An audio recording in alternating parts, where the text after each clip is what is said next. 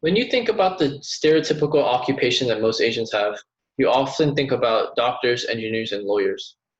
And this is adding to the stigma that all Asians are meant to be successful and high achieving.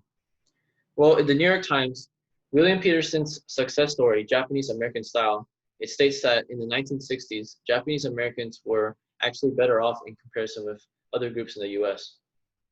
It stated that Japanese Americans have both higher level of education attainment and a higher occupational attainment.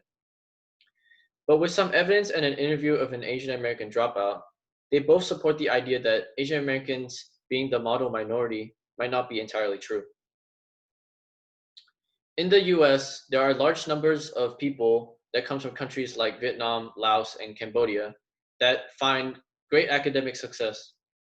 However, there is a hidden number of Asian Americans that do find it hard to succeed, but they are often overlooked.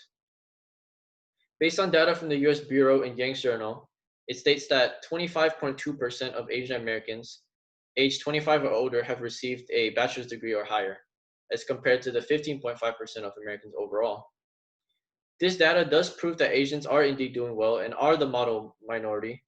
However, the each individual Southeast Asian country ranges from a percentage of 5.9 to 14.8%, and these numbers are very similar to those of the African Americans, Hispanics, and Native Americans.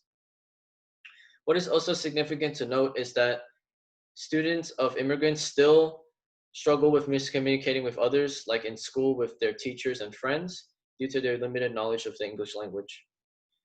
For example, in middle school, all students are permitted to take a STAR test, and this actually increases the risk of students dropping out because the STAR test actually has the ability to hold students back a grade and therefore make them ineligible to graduate and prevent them from fulfilling their ultimate goal of wanting to pursue higher education.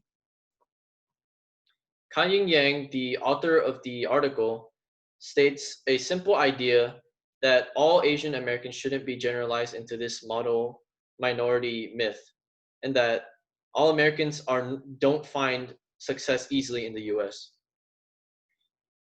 Kanying Yang recommends some ideas that could change the mindset of society.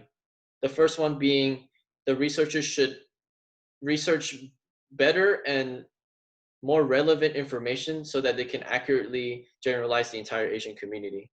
The second recommendation would be to integrate the Southeast Asian language into the school curriculum so that students can communicate easier with their teachers and parents, and it could also prevent students from facing discrimination.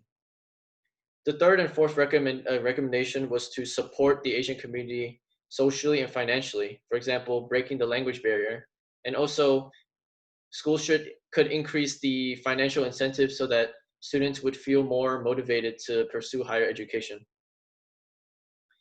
In Drexler's Dropout Prevention and the Model Minorities Stereotype, Reflections from an Asian American High School Dropout, he includes a data study that finds the correlation between achievement and race.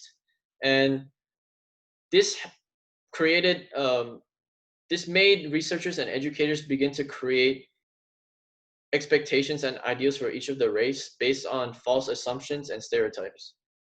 He also included a trend of high school completion rates that clearly shows that Asian Americans graduate the highest percentage, which is 95.5%, compared to the 94.2% of whites.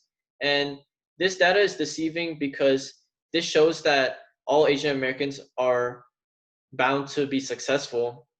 And this is dangerous because Asian Americans who are struggling will be overlooked and they will be frowned down upon because they are not a part of the majority. One of the minorities, which is Andy, a high school student, explains the challenges that he faced and what led up to his decision to actually drop out of high school. And he also adds his own input to what society should change. Andy, throughout his high school career, struggled and never met his expectation and his parents' expectations.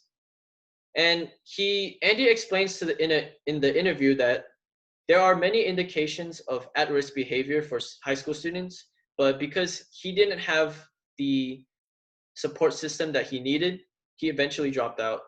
And that's why Andy believed in this adult advocate system where each student is assigned an adult advocate so that they can talk to them about their issues, they can look to them for guidance and support, and he can also look to them for any help that they need.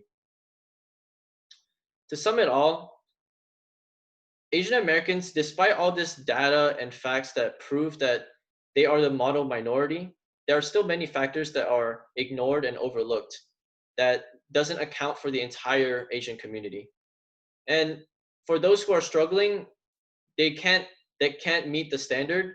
They are often overlooked because of all they are disregarded because of all the idea that Asian Americans are all meant to be successful and academically and socially. Thank you. These are my note cards.